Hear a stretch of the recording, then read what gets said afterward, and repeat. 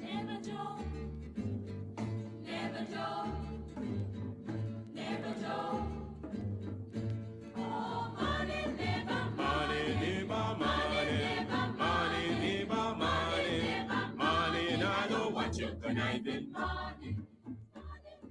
Money never, money, money never, money, money. You can keep your conniving money. When you've been a corrupt, in a bill tell me money. Now because your money done, you come with conniving money. When you had your pocket full, in a bill tell me money. Now because your money done, you hustle for tell me money. Yes, money never, money never, money, money never, money, money. Now I don't want you conniving money. Neighbor, neighbor, joker. Neighbor, neighbor, joker. Neighbor, neighbor, joker. That's all the money that me walk. A 2 pound note and I kill that piece. A 2 pound note and I kill that piece. A 2 pound note and I kill that piece. This is all the money that me walk. I said money neighbor, money neighbor, money, money neighbor, money, money. I don't want you conniving money. Oh, Joseph. Guyana and Guyanese, at home and abroad. Tune in to Guyanese Morning Time, hosted by Kadaki Amsterdam, where the sun always shines. Guyanese Morning Time, the people call it Guyanese Morning Time. Rhythm, rhythm, Guyanese Morning Time. Intelligence and knowledge run the front line. We go again, Guyanese Morning Time. The people call it Guyanese Morning Time. Rhythm, rhythm, Guyanese Morning Time. Intelligence and knowledge run the front line. We go again. We rise up early morning watching Tom's TV, where wisdom and knowledge, yes, it is the key. Exposing corruption over land and sea, where the wicked politician they try to trick me. Guyana is a land for everybody. With 6 races should live in harmony. Is one set of people getting aisle money. Is one set of people doing the thievery. Guyanese morning time. The people calling Guyanese morning time. Rhythm, rhythm, Guyanese morning time. Intelligence and knowledge run the front line. We go again, Guyanese morning time. The people calling Guyanese morning time. Rhythm, rhythm, Guyanese morning time. Intelligence and knowledge run the front line. We go again. This is a program that you all can see. Sharing your views and your integrity. Like it, comment and share it all around.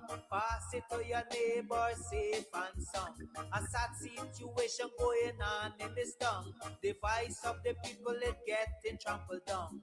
Out of the mouths of babes and sucklings, which has ordained me to sing. I sing Guyanese morning time. The people calling Guyanese morning time. Rhythm, rhythm, Guyanese morning time. Intelligence and knowledge run the front line. We go again, Guyanese morning time. The people calling Guyanese morning time. Rhythm, rhythm, Guyanese morning time. Intelligence and knowledge run the front line. We go again, fooling the people. You're promoting evil. Stop lying to the people. You are a part of the cycle. Stop fooling people. You're promoting evil. Stop lying to the people.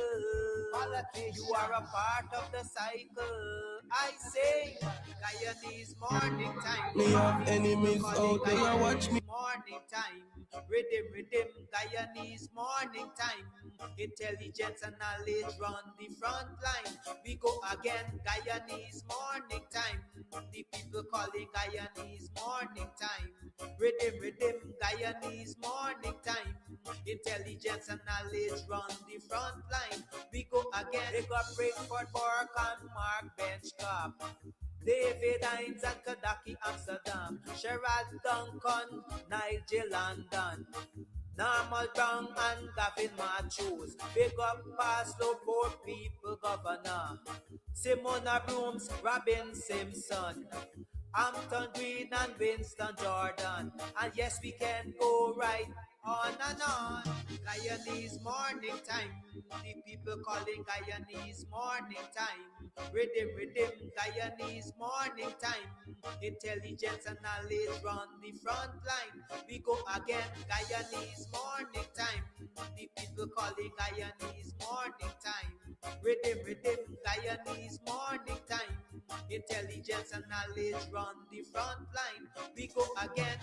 The relatives and friends of young Quinton Bacchus, they deserve justice. The family, the relatives and friends of our in Boston, they deserve justice. The family, the relatives and friends of Peter Headley, they deserve justice. And so when we say that Guyana is an apartheid state, we have the evidence to show.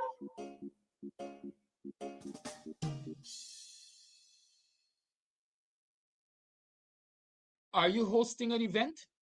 Do you need ice, party ice in large or small quantities?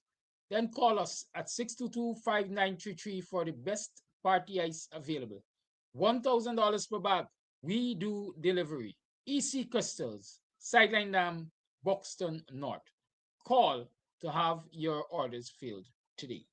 You can get meat anywhere, but for the best cuts of chicken, beef, pork, mutton, and lots more, check out T&W Harris Butcher Shop located in the East Rheinveld Market Meat Section. Call us on 609-7168, 641-4494. Ask for Rastaman. T&W Harris Butcher Shop for the best in fresh cut meats and lots more. Introducing Club Twilight. For your lodging accommodations, restaurant, and cozy bar environment. Come to Club Twilight Lounge. Location: Sideline Dam, Buxton North. Make your reservations for weddings, birthday parties, and all your other special events. Living abroad or at home in Guyana, dial phone number 592-622-5933 to make your reservations. Visit Club Twilight and have an amazing experience. Returning home to Guyana for your Christmas and New Year celebration. Then, make your reservation now. Call phone number once again, 592-622-5933. Come to Club Twilight Lounge location, Sideline Dam, Buxton North. Club Twilight Accommodation, Restaurant and Bar. Pay us a visit. You will not regret it. All right, so you might be wondering where we are, still in Buxton at Club Twilight. That's where we are. So Club Twilight also has like an Airbnb as well. So you could come, drink, drunk, and come in the back here and lie down. Look at that. Look at that. Perfection. And the people come in the room and so on. The bed sheet matching the blind, matching the carpet, matching the this, matching the that. We know but we things in Buxton don't play with we. So definitely, if you want to come and, you may be having a wedding or whatever, and you just want to overnight and just have a good time because you're going to be drunk. We got too much road accidents. So you definitely want to come, drink, have a good time. They have several rooms that you can rent. You have your toilet, you have your bath, you have your sink, you have your dining area. You have the bed. This is nice. I like it. Anyways, to my friends and my family, if you're looking for me, I'll be overnighting. Also for those persons who are traveling in from overseas, you want a nice, cozy place out of town, then Club Twilight, call them up, look them up on social media. They have their own Facebook page, and ensure that you come up the side and have a good time. Have a good time. Have a good time. I'm sorry. That's it.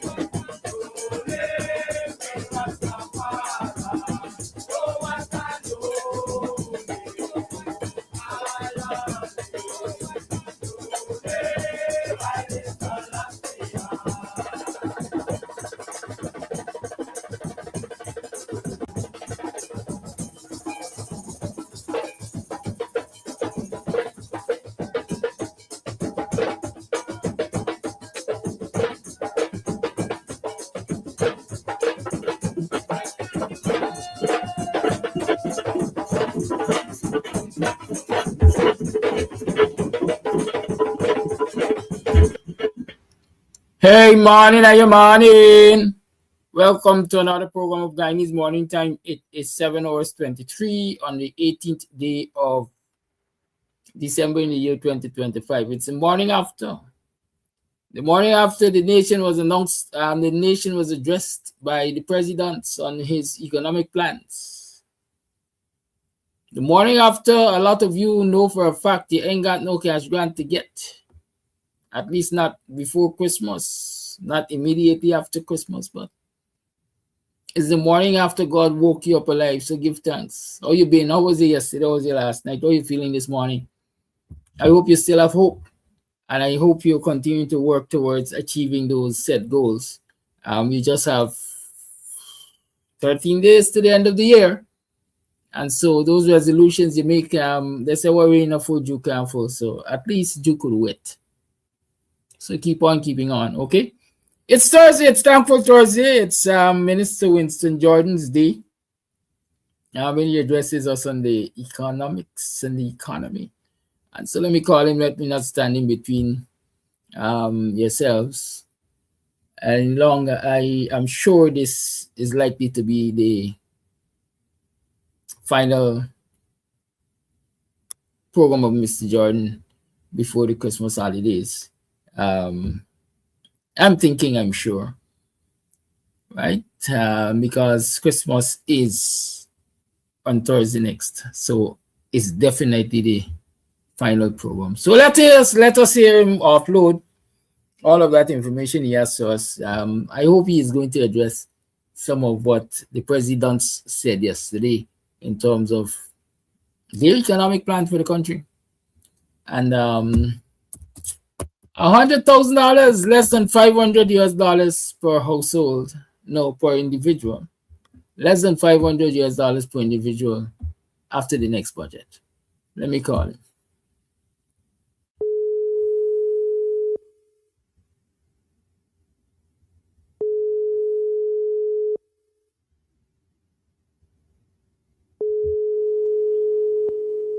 Lucky? Good morning, sir. How are you doing, sir? Good morning, good morning. I suspect you got to go down to town because you don't call at these hours. Yeah, 7:25. 7:25? No, man, 7:25. Yeah, 7:25. I tried to call you between now and 7:30. Oh, okay. I always do that. Must check.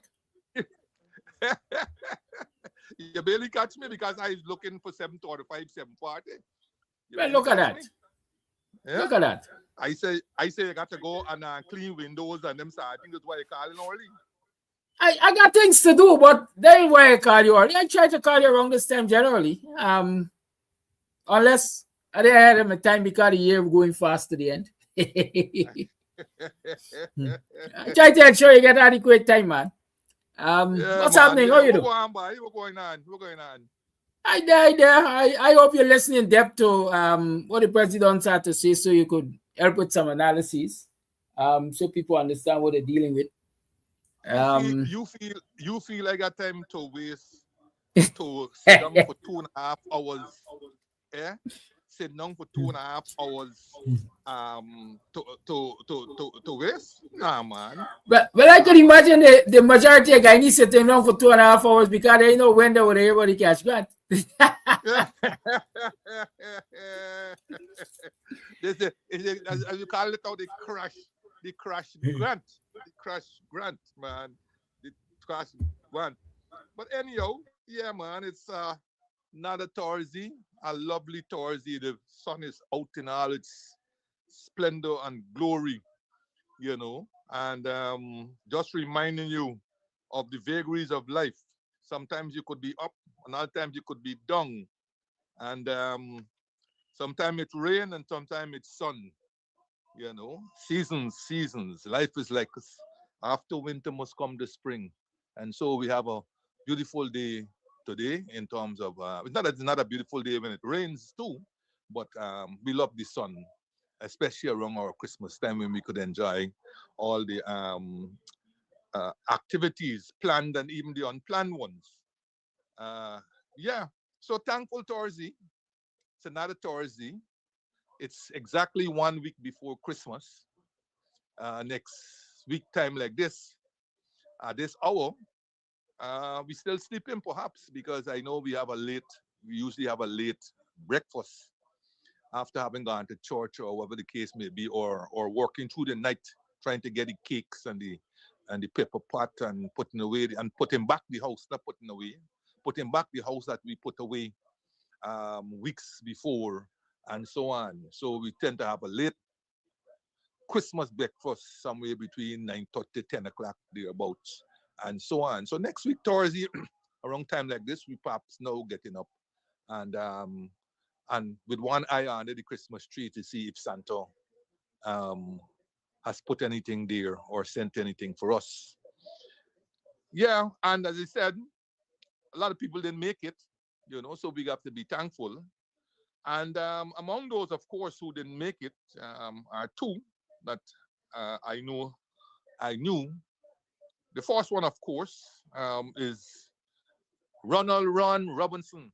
Ronald Ron Robinson, better known as Ron Robinson, whose funeral will be tomorrow at St. George's Cathedral. Ron Robinson is the last of the iconic broadcasters that we would have had here in Guyana. And I'm speaking at a time when you had no television and when the radio was your television. And therefore, those who infested the radio had to be of top quality, both in terms of their diction, their enunciation, their pronunciation, and so on. And we were blessed during that era of having a fleet of top class announcers and broadcasters. Ron Robinson, who started 1965 prior to us getting independence the next day, and among those who he would have served with or who were blessed with that gift of voice and that gift of annunciation and announcing and so on, were people like Ray Robinson. Then I could remember Rafi Khan, Ayub Hamid. Ayub Hamid used to wake me up early morning when I used to live in Kitty Station Street. Early morning, 4 o'clock. You put on the 4 a.m. You put on the radio, and you used to have all those Indian music and so forth. And I think he had a show later on in the night. Ayub Hamid. Of course, you had people like Roland Phillips, Machu Allen. I remember Machu Allen. I first met Machu Allen when I attended Canville Government School. He was a teacher there. Machu Allen. I think he used to teach one of the common entrance classes at Canville Government School. When I entered Canville Government School in 1964, he was there. And I think he left just about when I was leaving the school in 68. He left, and I think he joined radio or something. Yes, Pat Cameron. You all remember Pat Cameron? Carlton James, Terry Holder, father of Don Holder, Christopher Dean. Remember him on a program called Quiz Catch? Christopher Dean, Ron Sanders. In fact, Ron Sanders was knighted twice.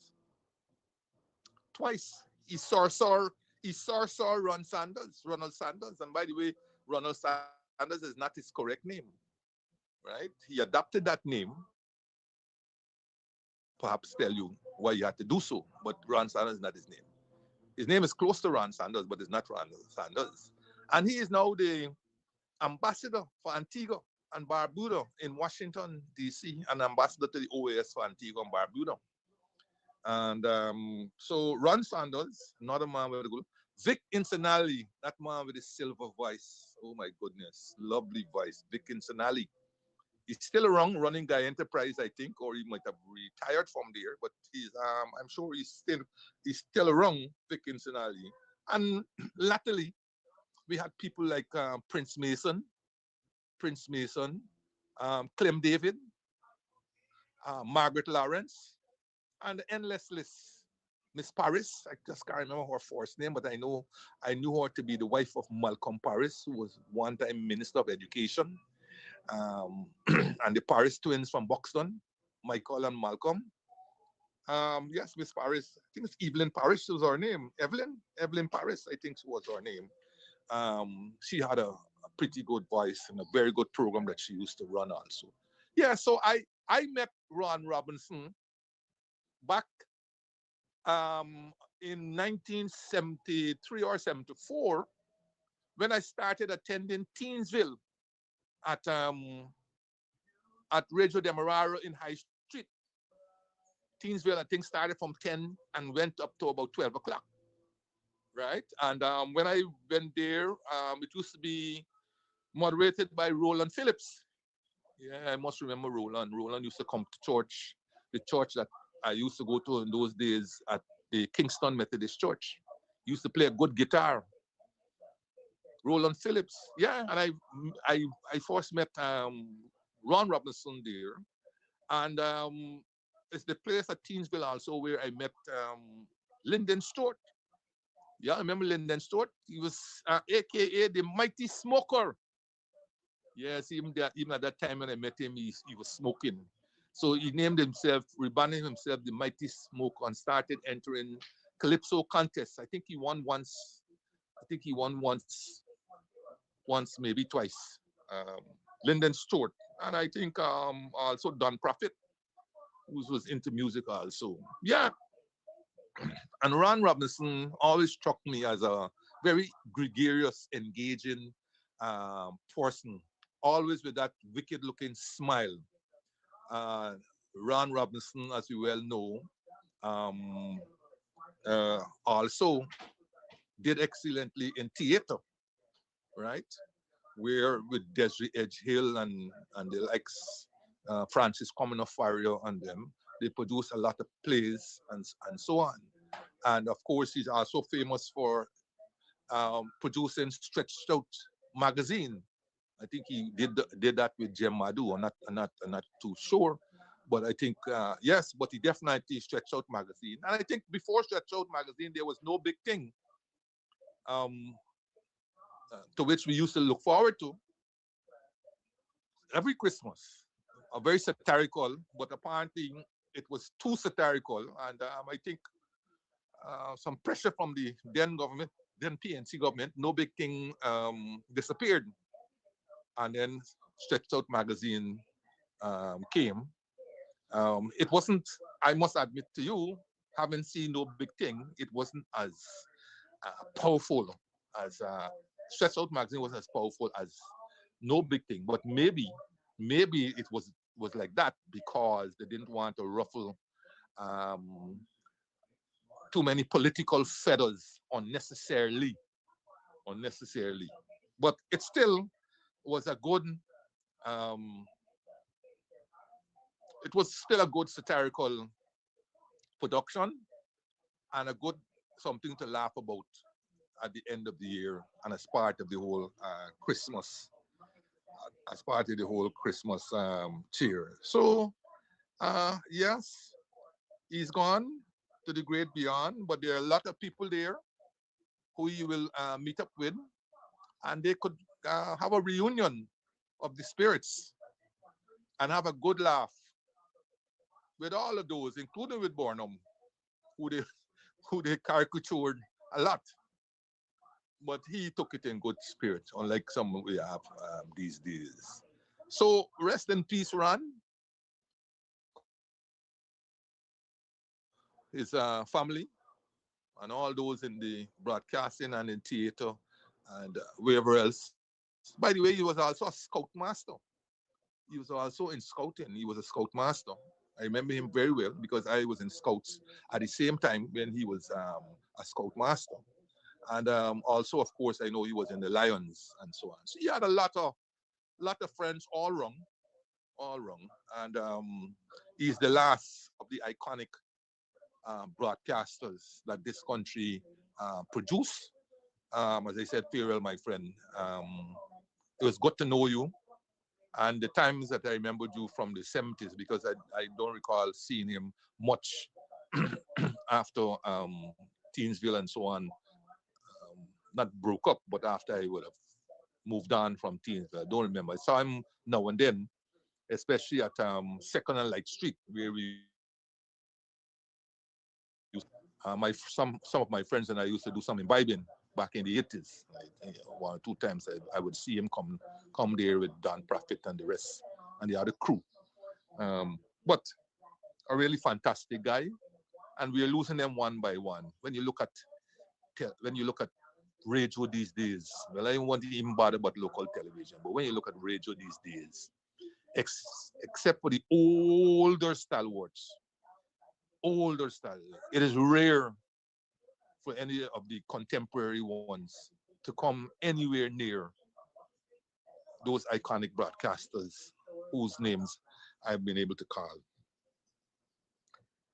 Then, of course, I want to recognize the death of Shirley Bacchus. Shirley Bacchus was the daughter of the Bacchuses who have that shop right opposite the Cultural Center. When I left Station Street Kitty, I moved into Hatfield Street at the back house of the Bacchuses. And I always recall the story my father told me.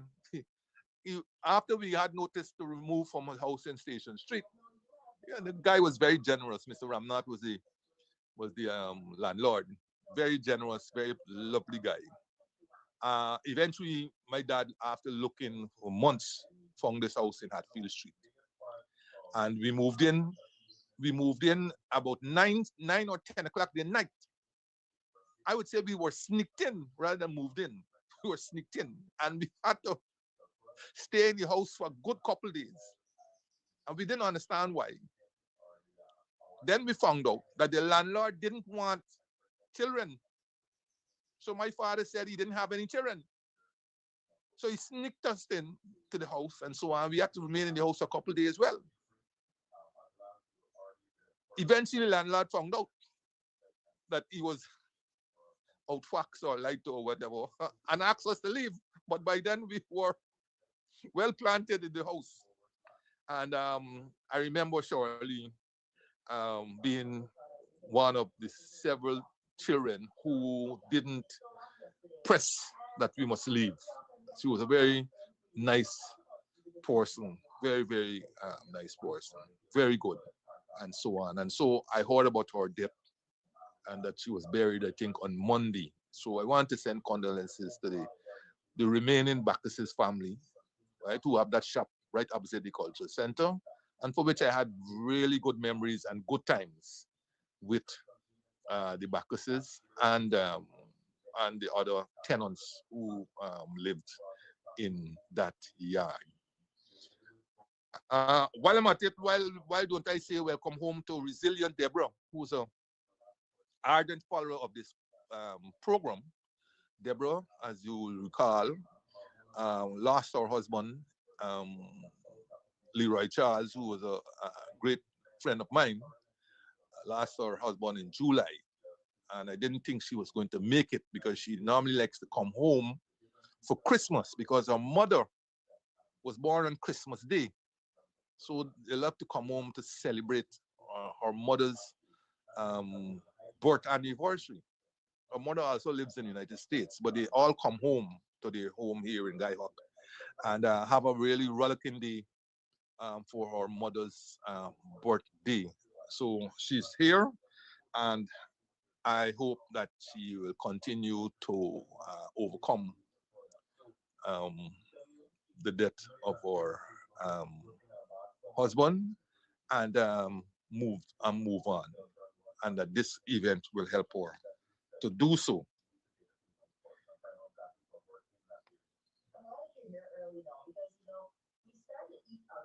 I, as I said, I didn't listen to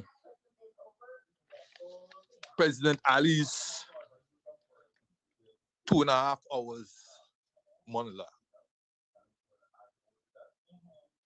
I think in many ways it would have been predictable. Nothing new. Because in many ways, this government is predictable. So I predicted among some friends that he was going to rehash a whole set of things that they purported to have done in the previous 5 years. Rehash about elections being free and fair and so on. And rehash about all the tax incentives and the roads that are being built and the hospitals that are being built and so on. So I predicted that the bulk of the speech would have been that. And that whatever nuggets that you could have found among all of that overburden will not have been worth the 2.5 hours. And so said, so done. So said, so done. The 2.5 speech was laced with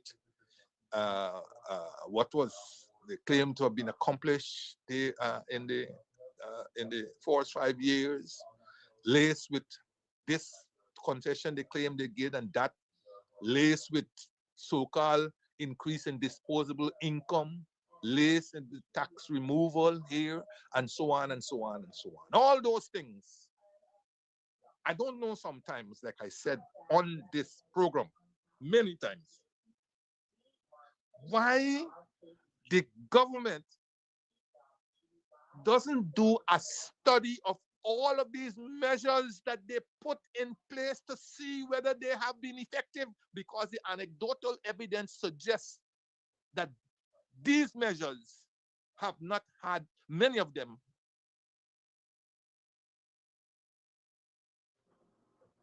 but then we don't even know what was the desired effect.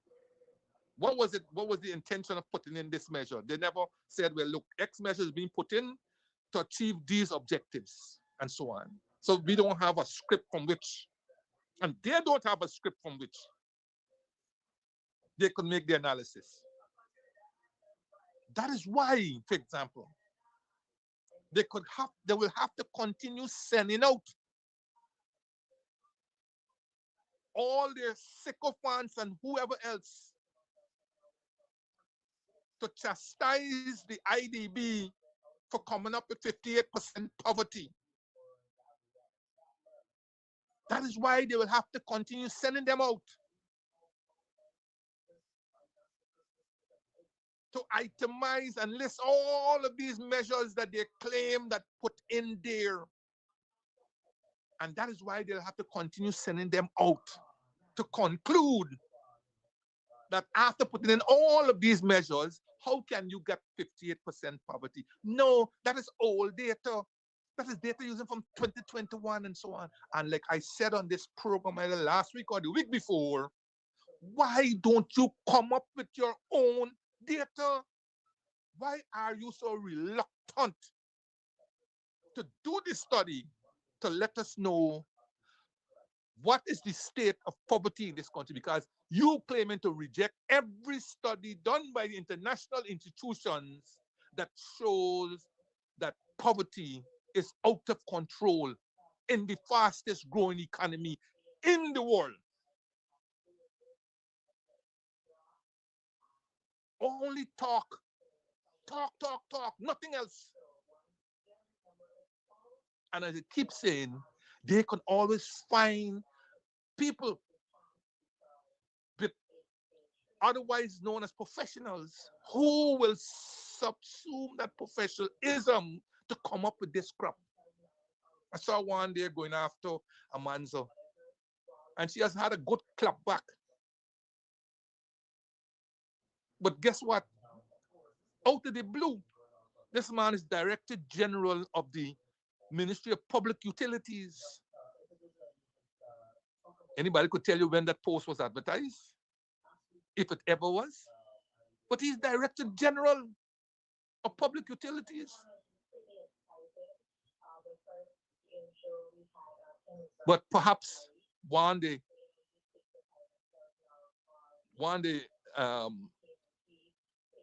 you have one of the reasons for giving you that reward is that you have to be able to go out there and defend us, regardless whether it's making sense or not. So the week before, it was Mr. Tiloku or whatever he named. Week afterwards, it's this one. What's his name? Alphonse de Armas or something like that. All of them coming with the same thing, criticizing the IDB for the 58%, but they can't come up with a figure. They don't have a figure of their own to say, no, it's not that 58, it is this 36 or this 20 something. No, they come up with the same thing. We increase salaries, we disposable income, we remove taxes, we this, we because we care grant and all this story. But they can't come with a figure. What all of that represents, if it represented something. But meanwhile, what you know is that if you ask 10 individuals, 9.5 going to tell you a long story about what the cost of living is doing to them. A long story of their difficulties of living in Guyana. And that they still feel, imagine, that their only survival is to get out of Guyana.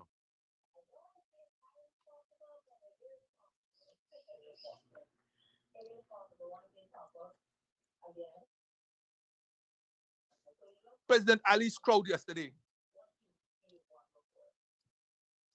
People who were told that they must attend. That's how you get the crowd. They are told that they must attend, so you have a large number of discipline services people there. Public servants who have house clean or kind of thing were told they have to attend. So yes, this country is coming closely and closely to be recognized as another North Korea. We got the own Kim Il-sung and everybody else here.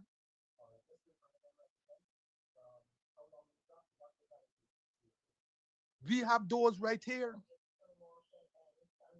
You are commanded to attend an address by the president,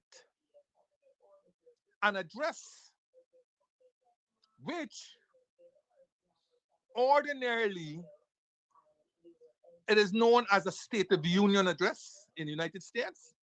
It's known as the throne speech in the United Kingdom.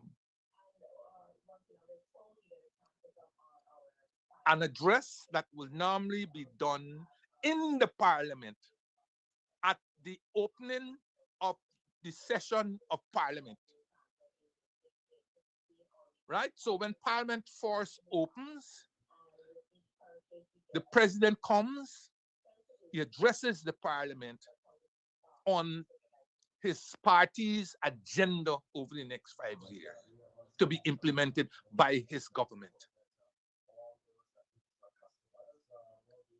And sometimes when the parliament goes into recess and comes out of recess, because it will go in for annual recess during the period August to first week of October. When it comes out of that recess, the president may refresh and update the agenda, as was done by President Granger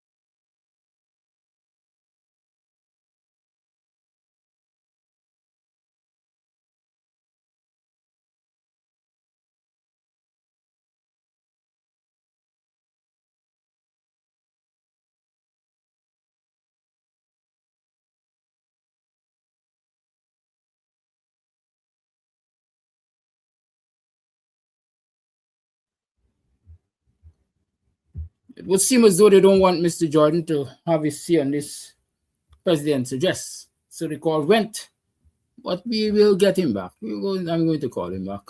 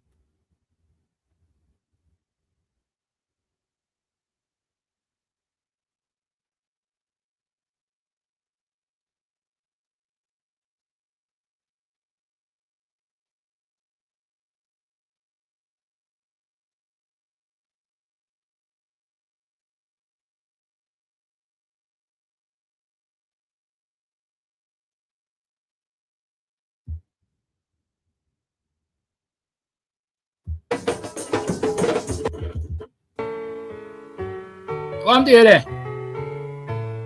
One to there. You can't drop.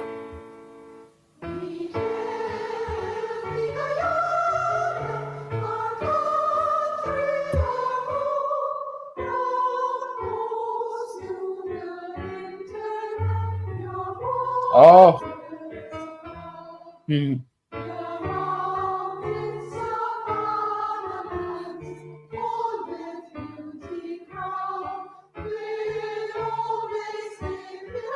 All right, let me call you from the computer so you can be able to relate and so. Hmm.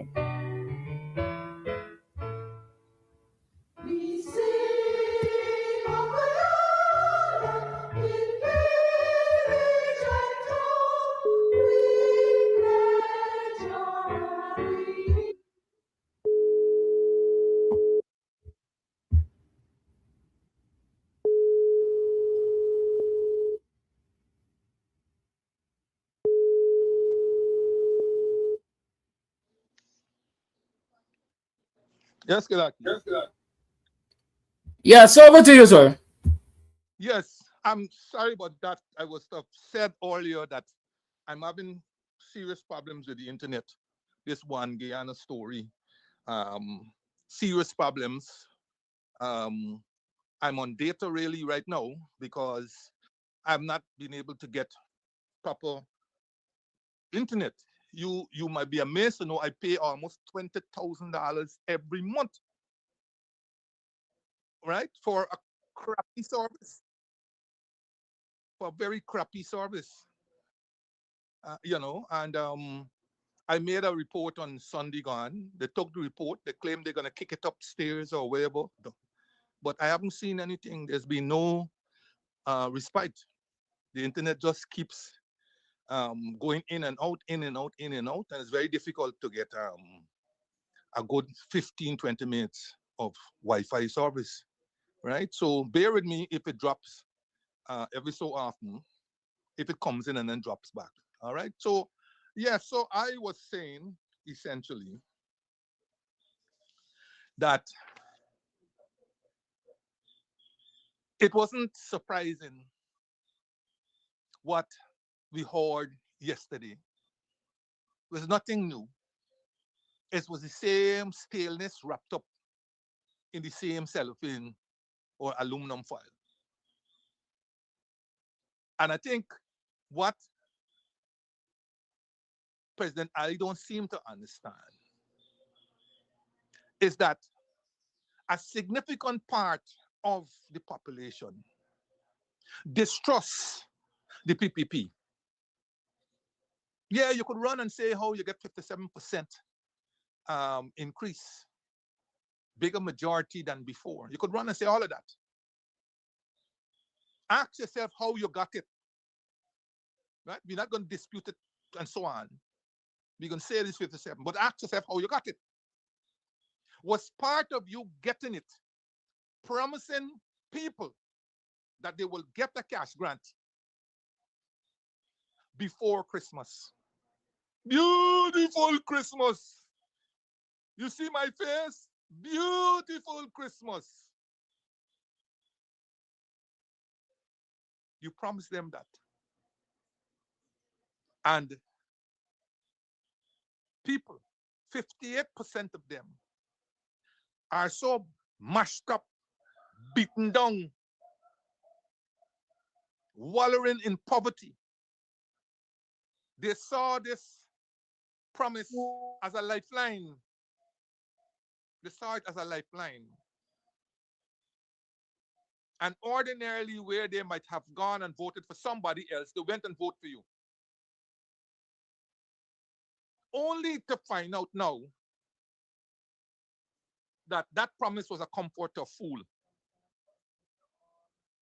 But it is so unfortunate. You can't explain to people who are suffering, who now see what they may think is a light at the end of the tunnel in the form of a cash grant. You can't convince them that it's a mirage. They're seeing. You will recall I've said on this program twice, as I recall, maybe more, but twice, that they will not be able to pay a second cash grant for 2025. I said it here.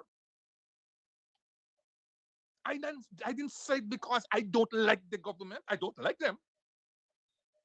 But I didn't say it out of that. I didn't say it out of anger. I said it out of careful analysis of the economic and financial situation of this country.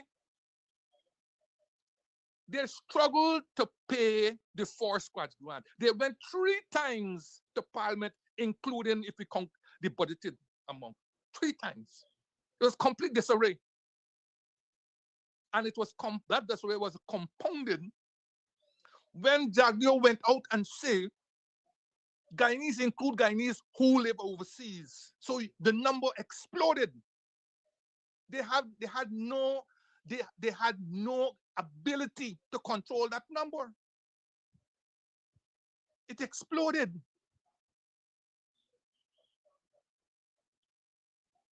And then the enormous spending during the elections to get you reelected took a toll on the government's finances.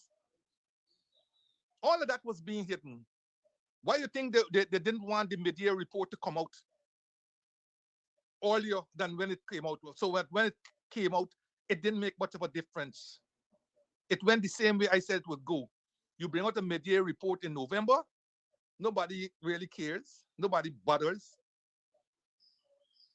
But all the time they were feeding you cash grant, cash grant, cash grant. When I knew they could not pay you a cash grant. In any case, even if they had the wherewithal, circumstances would have conspired to prevent them from doing so. They would have had to go back to Parliament to get a supplementary because cash grant is the forced cash grant amount was there, but they had to go back now for a supplementary, a straight supplementary. They couldn't call it a contingency. But they had no intention of going back there when you considered when they reconvened the Parliament, a day late. A day late, because the law says within. Within means a boundary. A boundary. Within connotes a boundary. A boundary is set, and within that boundary, you will do the activity. But they did the activity on the boundary. On the boundary, on the outer boundary. That is what they did. We convened Parliament on the outer boundary. And then when they reconvened Parliament, it was only to swear in the MPs.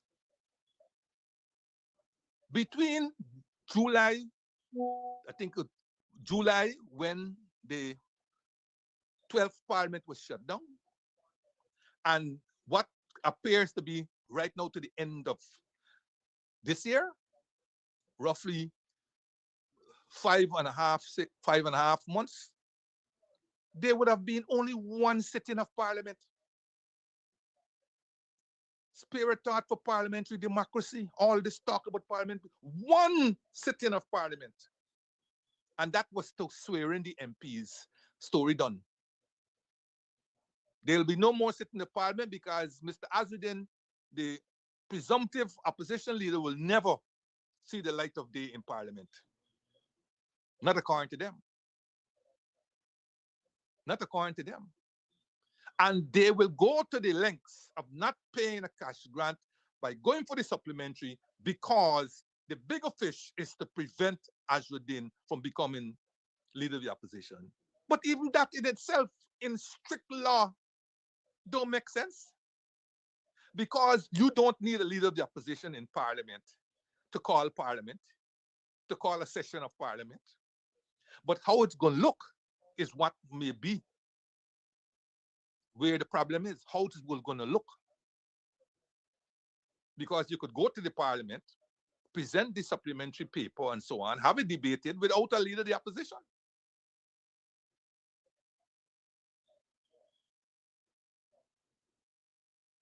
I'm thinking when Harmon resigned and there was no leader of the opposition for a couple of months, well, it didn't stop Parliament from meeting, did it? It didn't stop Parliament from meeting. So you don't need the presumptive opposition leader to be the opposition leader for them to have gone back for supplementary.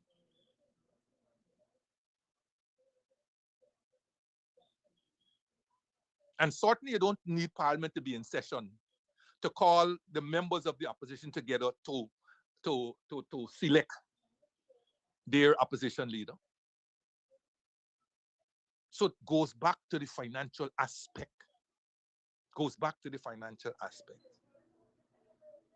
And you know what I'm saying, why it's going to be true what I'm saying? President Ali said yesterday there will be an early budget. No, nobody is saying when, but they're just saying early. We're assuming it'll be sometime in mid-January or something, or even before. The case for the extradition of the Mohammeds is set to begin on January 6th. Now, I don't know how long those things are going to last. I don't know whether there's an assumption that it will finish quickly. I don't know. But it's supposed to start January 6th. So if you're talking about an early budget and you don't want to deal with the Mohammeds, you're suggesting that you know when this case is going to end. Is there such a suggestion? And if there is not such a, means that Parliament will be convened again for the purpose of the reading of the budget, and you will not have an opposition leader. That's what's going to happen. So you have either two scenarios. Either somebody knows that this case may finish before this early budget, or notwithstanding, the budget will be read without an opposition leader. And if that is the case, then why didn't the president, why wasn't Parliament called and the president made his speech? Why? Because you could have merely says, this Parliament is being called for the purpose for the president to address the Parliament. Why? Why didn't you do that? Instead, you're making a mockery. A mockery. You didn't go to the cultural center on the tarmac of the cultural center and make this State of the Union speech. You didn't go to the Botanic Gardens or the Promenade Gardens or any such place, you went to the forecourt of the very place that the parliament is being held to make a State of the Union address. You see how this is looking, Mr. Ali, how this is looking to the international community? We are being made the fastest growing, that's all we have going for us, the fastest growing economy. That's all we have going for us. In other areas, look what we're bringing ourselves to. The very seat of the democracy, the parliament, the president goes to the forecourt to make his most important speech.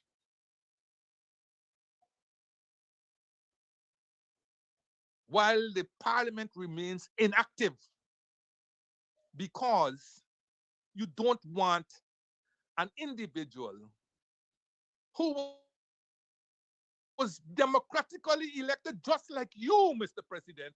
You don't want him to become opposition leader. Since when that is within your remit? Since when? So we are getting like North Korea if we are not there. And we are getting by all of those other so-called places. We only have democracy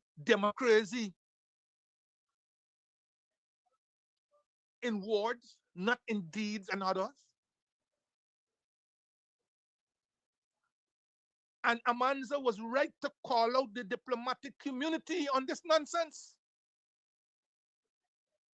By their silence and their participation, they are acquiescing to what is going on. This is not democracy. You can't tell us about refreshing our democracy every 5 years and so on. And when the results come out, you like one part, but you don't like the other part. We don't like him too. Many of us don't like how the results turn out, but that's a fact of life. We have to live with it. We have to live with it.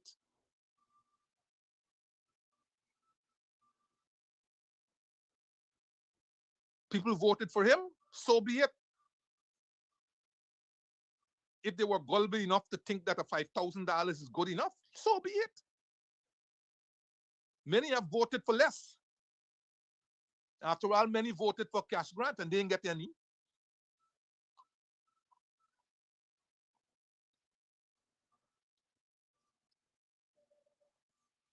So I knew you could not get the cash grant.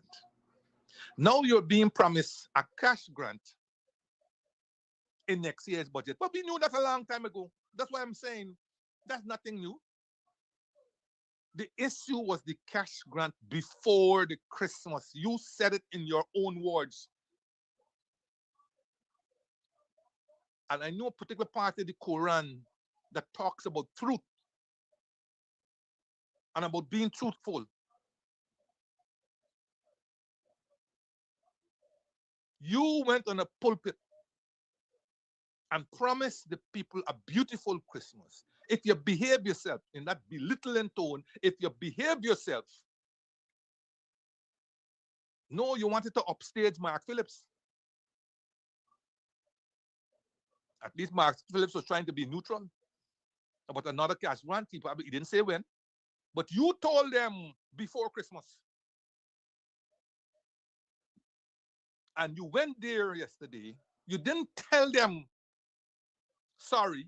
You didn't apologize. You didn't tell them the reason why it can't be paid before Christmas, but you run quick. You get a cash grant in the budget 2026. You get a cash grant in budget 2026, and you moved on. And over our 5 years, cash grant will become a regular feature. What is that? What is that? What is that? You didn't apologize. You didn't do anything. But we know you're thinking. We saw it when you were at your fancy gala at Marriott Hotel, what you said.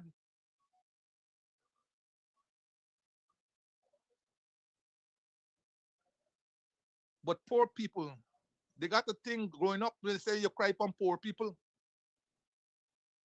Beware. It's always come back to haunt you. The cries of the poor people.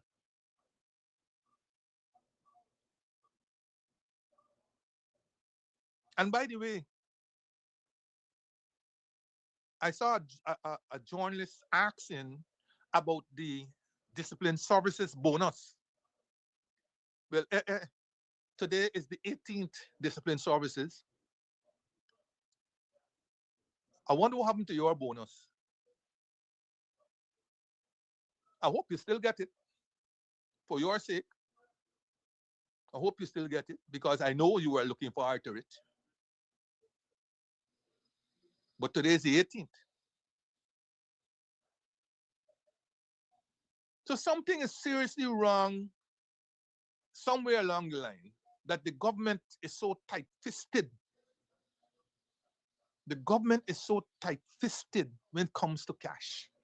And when you read through the lines of the speech, it is telling you, don't depend on us crazily for any more cash. It's there. It is there. Read between the lines. It is there in the speech. Not in dot words, but read between the lines. It is telling you that. But you see, we will continue to be in this situation that we are in because we don't want policies to be our North Star. We allow our feelings, largely based on race, to guide us. So irrespective of how this government performs, they can almost guarantee a return because the bulk of those who vote for them will vote for them. People, like they say, rather punish under their own. If they got to punish, they rather punish under their own. That is what the saying goes, how it goes. So the government is comfortable with paying what is tantamount to a cash transfer to sugar workers, to rice farmers, to fisher folks, and so as not to appear thing, you pay a one-off to the disabled. Is this what you call in poverty reduction? All of y'all sycophants who running out? These one-off little things that don't mesh into any cohesive social amelioration, impactful program? That is what you call in poverty reduction?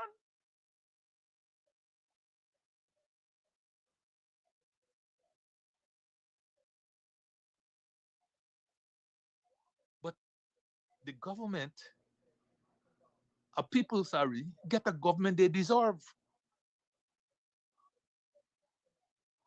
Many of them want others to go out there and fight their battles. And they are comfortable in whatever on their station as long a little pebble is thrown in their ocean of misery.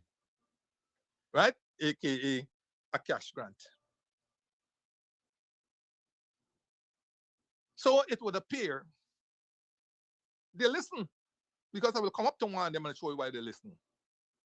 So it would appear that cash grant may become an annual feature over the next 5 years. May, I say may, because there's no legislative framework in place to guarantee it. So it is still at the whims and fancy of the government and whoever is pulling this, tugging the strings in the government. I, for the life of me, can't understand why you cannot legislate this thing and say X% of the revenues earned in a particular year from oil and gas will be devoted to cash grant, providing that the price of oil, or whatever the case may be, does not fall below X amount.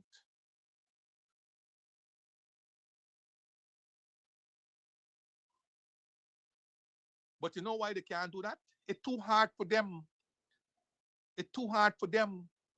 I was listening, I read something from Starting Point with Ashley Singh. I'll come back to him just now. Where he talking about they have put in a simplified, more transparent, accountable natural resource fund in which the formula for withdrawal is simple and easy to understand, not the complicated, complex formula that was inherent in the previous 2019 thing. Listen, these are complex matters. These are complex matters.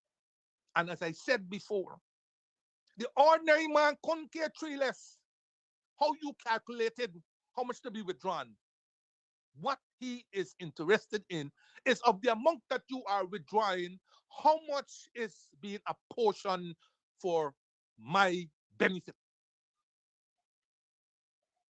That is what he's interested in. Not whether you get this by some complex modeling or whether it's take 2/3 of one and all kind of stuff. He's not interested in that, but you, the policymaker, got to be interested in that because you are running a complex thing called an economy.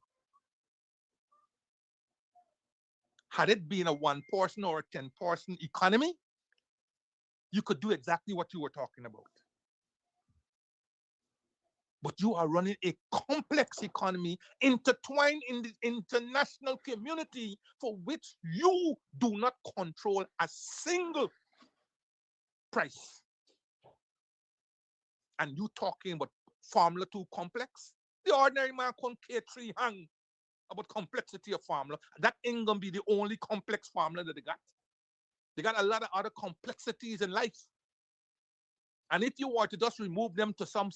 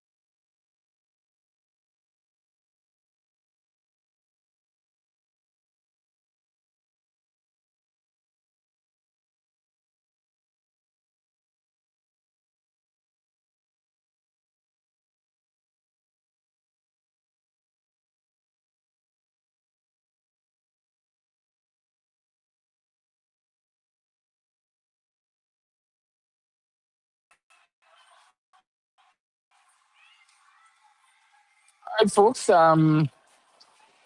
Yeah, so the reality is, Mr. Jordan, like you explained, it is the internet is basically disconnected again. Um, Speaks to the quality of service we get in this country. Um, Why the problem we got?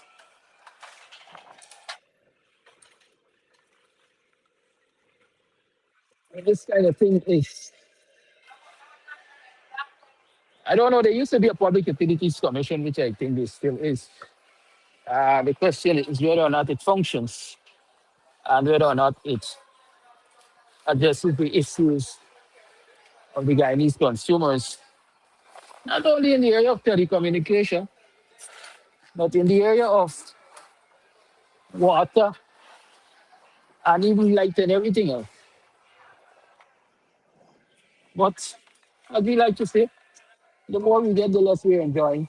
At least I like to say that. We're worse off than when we had no resources. So that would be it for Mr. Jordan for today. I think it might be even it for me for today because I'm out of studio. I am out of studio and I'm nowhere close to getting back to studio. So thank you for tuning in. Do have a wonderful rest of your day and come tomorrow is Free Talk Friday. I hopefully would be able to give you an extended program tomorrow so that I can make up for this one. Right? Y'all have a good day. Much love. We gonna talk.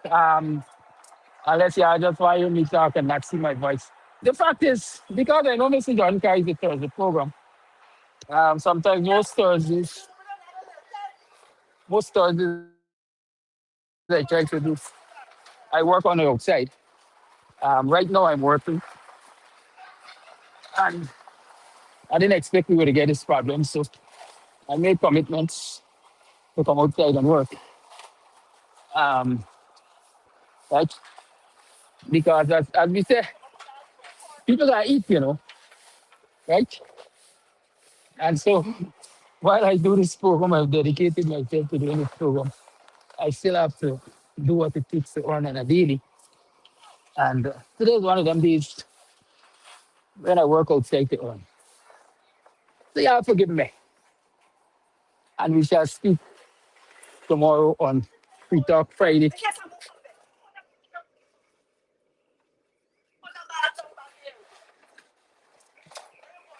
Okay, folks.